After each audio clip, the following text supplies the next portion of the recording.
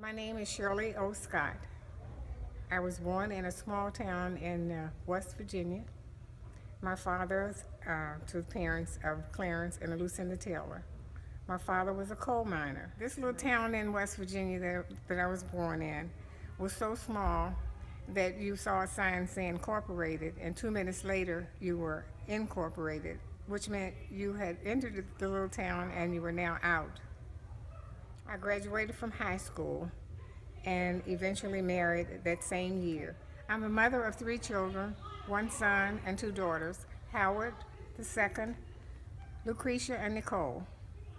I also have 5 great-grandchildren.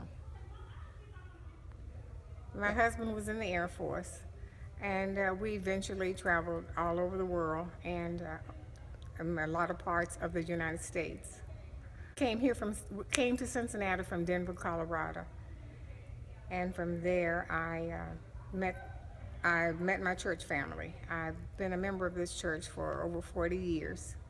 The organizations that I've been active in at church have been the Kitchen Ministry, Seasoned Saints, the Greeters. You know, I like to exercise. I like playing games, bikini especially with my friends when we can all gather around the table and talk about current events and just act like 5 and 6 years old. I'm a retiree from General Electric. I was a department secretary. We work on engines, turbo engines for jets. My favorite Bible verse is Proverbs 31, the virtuous woman. The ministries of this church, not only the seasoned saints, but the missionary society. They were so good to me and have been good to me. They held my hand, they sat with me, they prayed with me, they walked with me, and I love them all. And I'm grateful to have those kind of people in my life. They are the dearest friends. My favorite song of all is If I Can Help Somebody. My mom, I can remember her singing that song, humming, and she loved to cook and bake. And she always would be singing this song in the kitchen.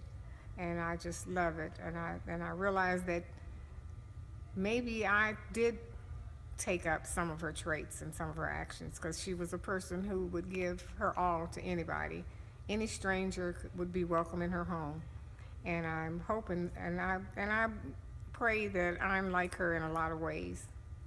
I think it's a blessing, and it's one of those things that I've always said, please give me my flowers while I'm living. And this is one of those flowers. I appreciate them, I love them. They've been good to me, they've prayed for me, they've sat with me, and they've held my hand, and I love all of them.